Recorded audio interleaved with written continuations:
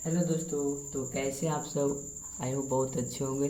तो चलिए आज हम स्टार्ट करते हैं क्लास 6 का एनसीईआरटी हिस्ट्री का बुक। तो सबसे पहला चैप्टर स्टार्ट करने जा रहे हैं। तो हमारे लैपटॉप में पीडीएफ डाउनलोड किए हैं, तो आइए हमारे साथ वीडियो में बने रहिए। चलिए हम पीडीएफ ओपन करते हैं। पीडीएफ ओपन हो गया मेरा, इसको मैक्सिमाइज करते हैं। अब यहाँ पे देखिए क्या बोल रहा है।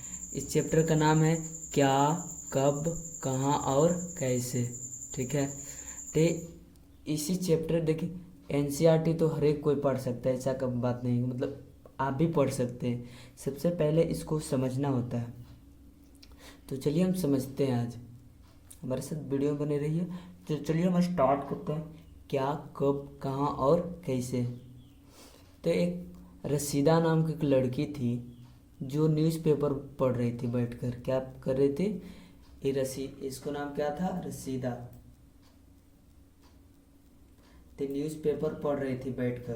तो इसी टाइम बैठ कर के पढ़ रही थी, तो अचानक इसको एक मतलब लकड़ी, सूखी हुई लकड़ी जो पेड़ का होता है ना, उस लकड़ी पे इसको नज़र चला गया। किसको? रसीदा को। अब इसको उस लकड़ी पर नज़र चला गया, तो फिर मतलब पूरा सूखा हुआ देख रही थी लकड़ी। तो चले गई एकदम 100 साल पीछे की ओर, पूरा कि मतलब 100 साल पीछे की ओर सोचने लगी कि पहले क्या होता था। वह मतलब सोचने लगी अजीब किस्म के, इतने वर्ष पहले क्या होता था। ठीक है, तो इसी की तरह आपको बताया गया कि मतलब आप कैसे पता कर सकते हैं कि 100 साल पहले क्या होता था, कैसे लोग रहते थे, कहाँ मतलब कहाँ लोग रहते थे, ये सब भी आपको आगे बताएंगे। तो सबसे पहले तो यहाँ पे बोल रहा है कि कैसे हम पता लगाएं। ठीक है, तो यहाँ पे बोल रहा है कैसे पता लगाएं। तो ये बोल रहा है यह जानने के लिए कल क्या हुआ था। मतलब जैसे अभी के टाइम में हम लोग न्यूज़पेपर या न्यूज़ देख लेते हैं कि कल किसको, आज देखिए अब अभी वोटिंग चल रहा है, तो इस सब में लोग देख लेगा कि किसको सीट आगे जा रहा है। कल चुनाव मतलब काउंसलिंग का डेट है। तो देखिए आगे फिर क्या बोल रहा है कि रेडियो से देख सकते हैं, मतलब सुन सकते हैं। टेलीविज़न से, उस समय टेलीविज़न की ओर चलता था। अभी भी अखबार है, पहले भी अखबार था, जो पेपर न्यूज़पेपर था पहले भी था। तो इसी की मतलब ये दो तीन चीज़ से हम पकड़ सकते हैं कि 100 साल पहले क्या होता था, नहीं होता था। ठीक है, आगे बढ़ते हैं। फिर आगे बोलता है अतीत के बारे में हम क्या जान सकते हैं। 100 साल पहले के बारे में हम क्या क्या चीज़ जान सकते हैं। तो सबसे पहले बात था कि मतलब वहाँ के लोग कैसे रहते थे, कौन सा खाना खाते थे, कैसे कपड़े पहनते थे, क्या कौन मतलब कैसे घरों में रहते थे। तो ये सब हम जान सकते हैं अतीत के बारे में। ठीक है, तो आगे फिर बोलता है कि हम अखेटकों, मतलब अखेटक मतलब होता है शिकारी।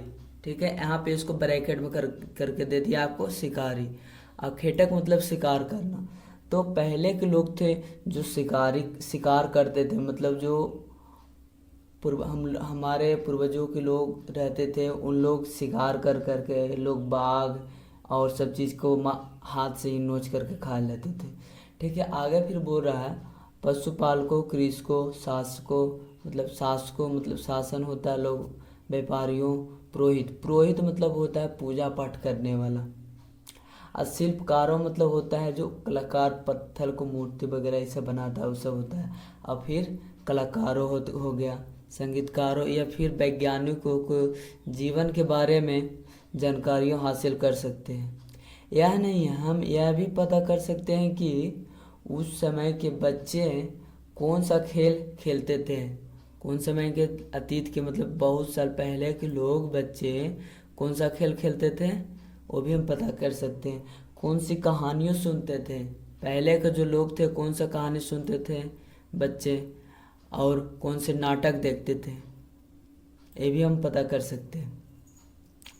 या फिर कौन से गीत गाते थे, पहले आपके लोग हैं जो अलग गीत गाते हैं, पहले के लोग कौन सा गीत गाते थे। ठीक है, आगे फिर बढ़ते हैं। फिर यहाँ पे क्या है, लोग कहाँ रहते थे, जो हमारे पूर्वजों के लोग थे, पहले के लोग कहाँ रहते थे? पहले के लोग नर्मदा नदी के तट पे रहते थे, ठीक है। थोड़ा सा माउस से चलाते हैं तो कर्सर चला जाता है। पहले के लोग नर्मदा नदी, देखिए मानचित्र में, यहाँ पे मानचित्र एक है, ठीक है। अब यहाँ पे बोल रहा है मानचित्र 1 में नर्मदा नदी का पता लगाओ। अब यहाँ पे आप आइए मानचित्र नदी में। अब आपको यहाँ पे कहाँ पे आपको पता है कि नर्मदा नदी कहाँ पे है, तो बस यहाँ पे है। कलर चेंज करते हैं, नर्मदा नदी यहाँ पे है, दिखाई दे रहा है, ये नर्मदा नदी है। तो पहले के लोग थे जो नर्मदे नदी के कई लाख वर्ष पहले लोग इस नदी के तट पर रहते थे। कौन सा नदी के तट पे? नर्मदा नदी के तट पे। और इसी नदी पे रहते थे। यहाँ रहने वाले आरंभिक लोग में से कुछ कुशल संग्रह, कुशल मतलब होता है जो इकट्ठा करने वाला होता है, ठीक है। तो एक कुछ ऐसे उसमें व्यक्ति थे जो कुशल थे, मतलब इकट्ठा करते थे, जो आसपास के जंगलों की विशाल संपदा के परिचित थे। मतलब जो आसपास एरिया होता है, जैसे में अभी हम लोग अपने घर पे हैं, तो हम लोग ये पता कर सकते हैं कि ये जगह पे ये चीज़ है, ये जगह पे ये चीज़ है। जैसे मार्केट में जाइए हमारे तरफ या आप अपने तरफ, तो 2 तरह का मार्केट होता है, एक होता है लो, एक होता है हाई। तो बस हम ये पता कर सकते हैं कि ई मार्केट में ये चीज़ बिकता है, ई मार्केट में ये चीज़ बिकता है। तो पहले हम लोग जो अभी के टाइम में है, जो पहले के लोग थे जिनको सब जंगलों में क्या था, विशाल संपदा, मतलब पूरा अच्छी तरह से पता था। और अपने भोजन के लिए वे जड़ों, फलों तथा जंगल के अन्य उत्पादों को यही हिस्से संग्रह किया करते थे। जो मतलब अपने खाने पीने के लिए वो क्या करते थे, कौन सा यह जंगल से, और कौन कौन सी खाते थे पहले के लोग? जड़, फल एवं जंगलों के लिए अन्य उत्पादों को यहीं से संग्रह इकट्ठा करते थे सब सामान। अब ये जंगलों को आखेटक, मतलब वो जानवरों को आखेटक मतलब हम आपको बताए थे ना, आखेटक मतलब होता है शिकार करना। यहाँ पे देखिए शिकार लिखा हुआ ब्रैकेट में, शिकारी भी करते थे। पहले के लोग थे जो मतलब जानवरों को शिकारी भी करते थे। यहाँ पे देखिए लिखा हुआ है वे जानवरों को आखेटक करते थे, मतलब शिकारी भी करते थे, ठीक है। आगे बढ़ते हैं अब हम। तो अब तुम उत्तर पश्चिम के सुलेमान और कीर्थर पहाड़ियों का पता लगाओ। मतलब हम आपको जो मानचित्र दिखाएं, उत्तर और क्या बोला, पश्चिम। उत्तर में कीर्थर यहाँ पे हो गया, सुलेमान यहाँ पे हो गया।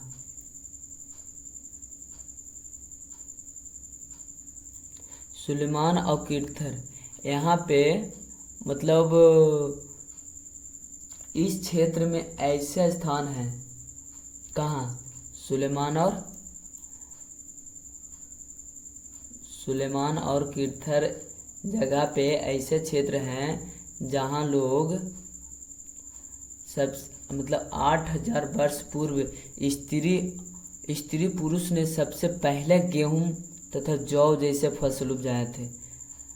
कहाँ सॉरी, कीर्थर हो गया, एक कीर्थर हो गया, और कौन कौन उपजाए थे? पुरुष, स्त्री पुरुष 8000 वर्ष पहले, 8000 वर्ष पूर्व कौन सा फसल उपजाए थे? गेहूं तथा जौ। गेहूं तथा जौ जैसे फसल उपजाए थे।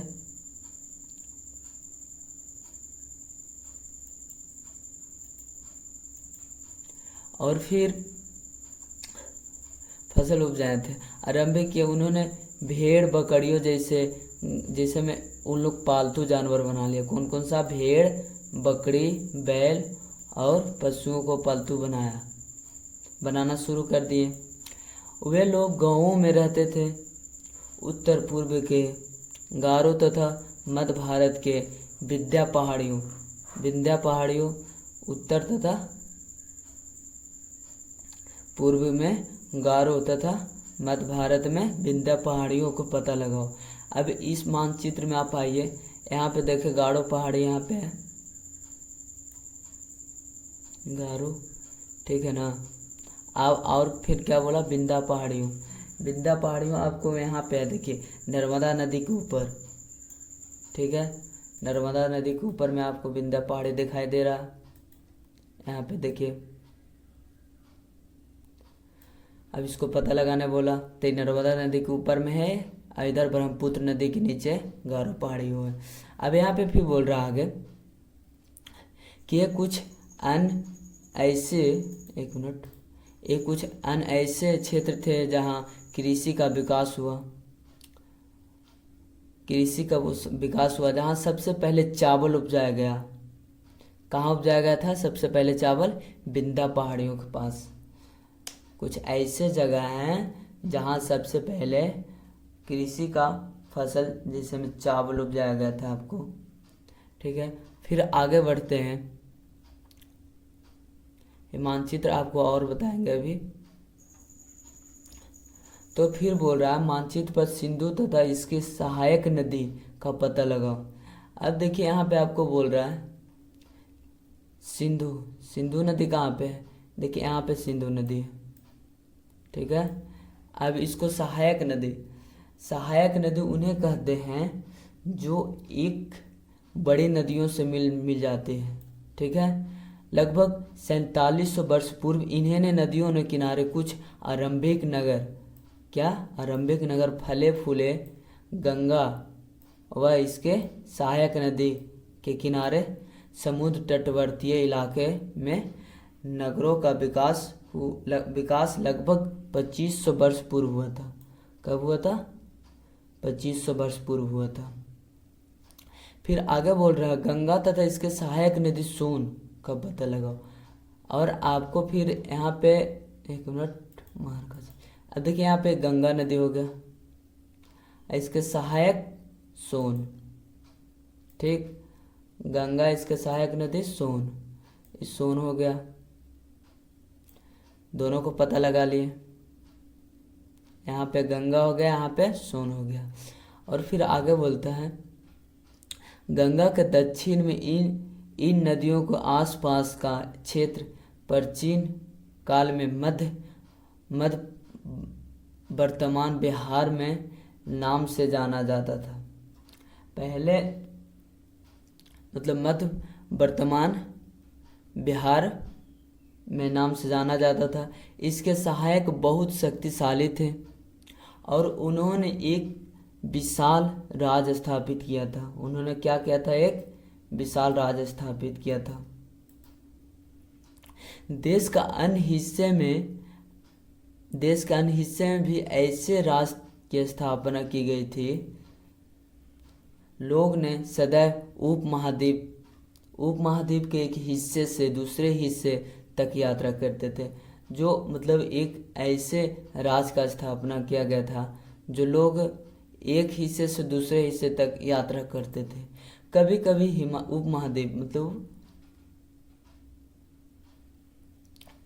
कभी कभी हिमालय जैसे ऊंची पर्वतों, पहाड़ियों, रेगिस्तान, नदियों तथा समुद्रों के कारण यात्रा जोखिम भारी होता था। जो पहले मतलब कभी हिमालय हो गया, जैसे ऊंची चोटी हो गई, सब मतलब आने जाने में परेशानी होता था लोग को। फिर भी ये यात्रा उनके लिए असंभव नहीं थी। मतलब फिर भी इतना कठिन होता था तो भी उन लोग अपनी यात्रा बंद नहीं करते थे। अतः कभी लोग काम के तलाश में तो कभी प्राकृतिक आपदा के कारण एक स्थान से दूसरे स्थान जाया करते थे। पहले के लोग थे जो कभी खाना मतलब जो कभी अपने पेट उठ के लिए जाते थे, मतलब जो काम के वगैरह के लिए जाते थे, और कभी प्राकृतिक मतलब बाढ़ उड़ा आ गया तो इस सब के कारण जाते थे। फिर आगे बोलता है कभी कभी सेनाएं दूसरे क्षेत्र पर विजय हासिल करने के लिए जाते थे। जो देखिए अभी हमारे तरफ मतलब लड़ाई होता है तो एक बॉर्डर से दूसरा बॉर्डर सैनिक जाता था, जाते हैं। प्लस में ना तो अगर सैनिक बॉर्डर पे नहीं है तो मिलिट्री कैंप से भेजा जाता है सैनिकों को। तो पहले के लोग भी तो यही करते थे। तो कभी कभी क्या करते थे, सेनाएं एक दूसरे के मतलब क्षेत्र पर विजय हासिल करने के लिए जाते थे। इसके अतिरिक्त व्यापारियों कभी काफिलों में तो कभी जहाज़ों में अपने साथ मूल्यवान वस्तुओं लेकर एक स्थान से दूसरे स्थान जाया करते थे। मतलब कभी कभी पहले के लोग थे जो व्यापारी उपारी करते थे तो उन लोग वस्तु मतलब सामान वगैरह लेकर के एक स्थान से दूसरे स्थान जाया करते थे। ठीक है, और आगे बढ़ते हैं। धार्मिक गुरु लोगों को शिक्षा और सलाह देते हुए एक गांव से दूसरे गांव तथा एक कस्बे से दूसरे कस्बे जाया करते थे। जिससे अब भी लोग आते हैं जो हमारे तरफ साधु संत आते हैं, तो बस उसी तरह पहले भी लोग जाते होते थे एक गांव से दूसरे गांव। फिर आगे बोलता है, एक मिनट, जाया करते थे, कहाँ थे, कस्बे जाया करते थे। कुछ लोग नए और रोचक स्थानों की खोजने के चाह में उत्सुकता भी यात्रा किया करते थे। उत्सुकवास भी यात्रा किया करते थे, जो मतलब अपने नाम कमाने के लिए नया नया गांव वगैरह इसे मतलब जगह स्थान खोजने के लिए वो कभी निकल पड़ते थे। और फिर आगे बोलते हैं, इस सभी यात्राओं से लोगों को एक दूसरे का विचारों को जानने का अवसर मिला। मतलब जो अभी भी हम लोग तरफ जाइए अगर देहात में, तो लोग एक दूसरा से सलाह लेते हैं। ठीक है, तो इसी को बोला जाता है अवसर मिला। आज लोग यात्राओं क्यों करते हैं? एक बार फिर से मानचित्र एक को देखो। पहाड़ियों, पर्वतों और समुद्रों इस उपमहाद्वीप का प्राकृतिक सीमाएं का निर्माण करते हैं। हालांकि लोगों के लिए इन सीमाओं को पार करना आसान नहीं था।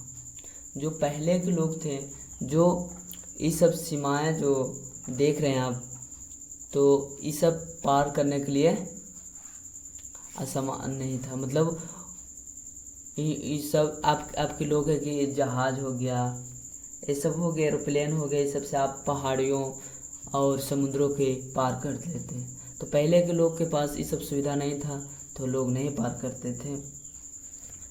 फिर आगे बोलता है, हालांकि लोगों के लिए इस सीमाएं का पार करना आसान नहीं था। जिन्होंने ऐसा चाहा वे ऐसा कर सके। वे पर्वतों की ऊंची को छू सके तथा गहरे समुद्र को माप सके। उपमहाद्वीप के बाहर से भी कुछ लोग यहाँ आए और यही बस गए।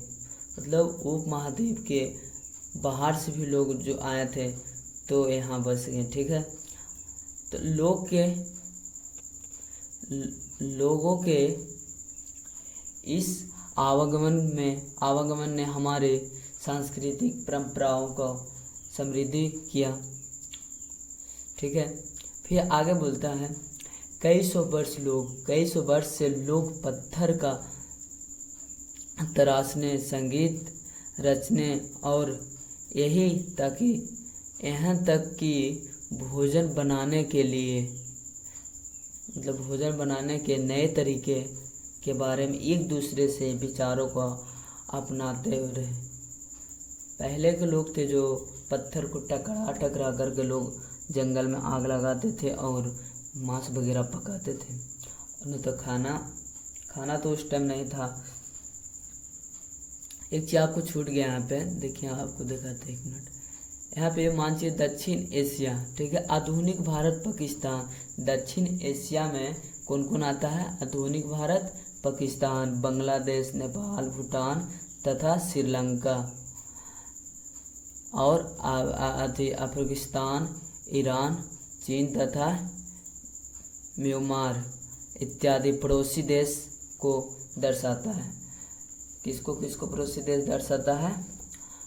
भारत, पाकिस्तान, बांग्लादेश, नेपाल, भूटान, श्रीलंका तथा अफगानिस्तान, ईरान, चीन तथा म्यांमार इत्यादि पड़ोसी देश दर्शाता है। दक्षिण एशिया एक उपमहाद्वीप से छोटा है, लेकिन विशालता तथा बाकी एशिया से समुद्रों, पहाड़ियों तथा पर्वतों से बटे होने के कारण इस पर यह उपमहाद्वीप कहा जाता है। इसलिए इसको उपमहाद्वीप कहा जाता है। अब आगे बढ़ते हैं। फिर यहाँ पे बोलता है देश के नाम। आप देश के लिए हम पर यह इंडिया तथा भारत जैसे नामों को प्रयोग करते हैं। तो इंडिया शब्द किससे बना है? इंडस से। इंडिया शब्द किससे निकला है? बनकर इंडस से। तो इसको यहाँ पे इंडस से, ठीक है, इंडस से निकला। जैसे संस्कृति में सिंधु कहा जाता है, संस्कृति में सिंधु कहा जाता है। आपने अटलस में ईरान और यूनान का पता लगाओ। लगभग 2500 वर्ष पूर्व उत्तर पश्चिम की ओर से आने वाले ईरानियों और यूनानियों ने सिंधु को हिंदोस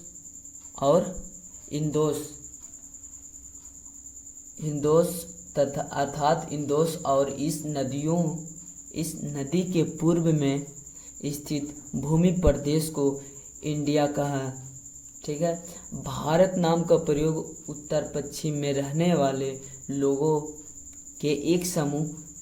को एक समूह के लिए किया जाता है। मतलब जो उत्तर पश्चिम में लोग रहते हैं उसके लिए भारत के नाम से नाम बोला जाता है। इस समूह को उल्लेख संस्कृति के आरंभिक लगभग 3500 वर्ष पुरानी कृति ऋग्वेद में भी मिलता है।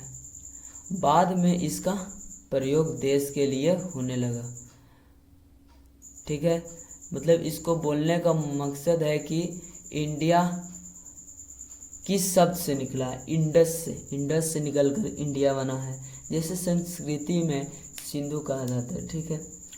लगभग 2500 वर्ष पूर्व उत्तर पश्चिम की ओर आने वाले यूनानियों ने सिंधु, ये है लगभग 3500 वर्ष पुराने कृति ऋग्वेद में मिलता है। लगभग 3500 वर्ष पुराने चले जाइए।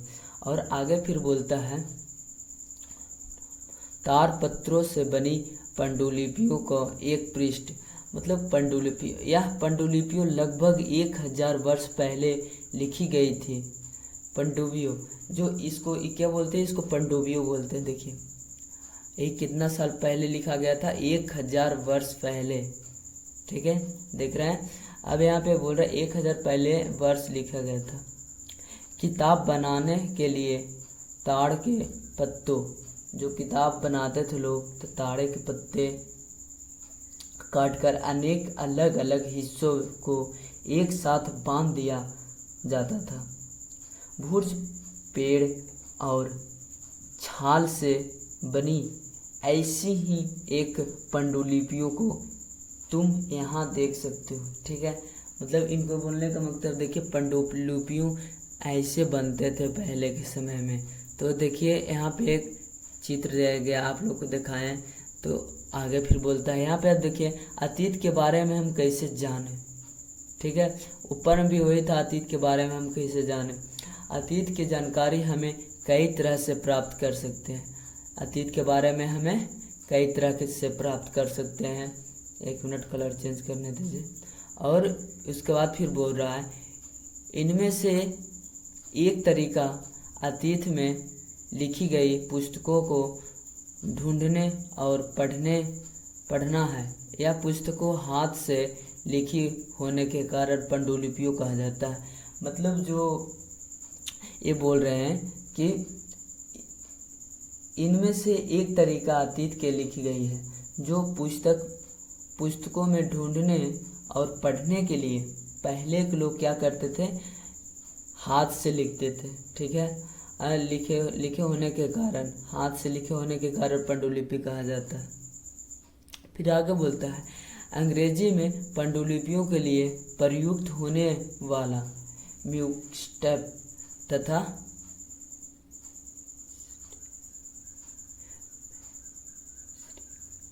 मैन्युस्क्रिप्ट और शब्द लैटिन शब्द मेनू जैसा अर्थ हाथ से निकला है, ठीक है। यह पांडुलिपियों पर या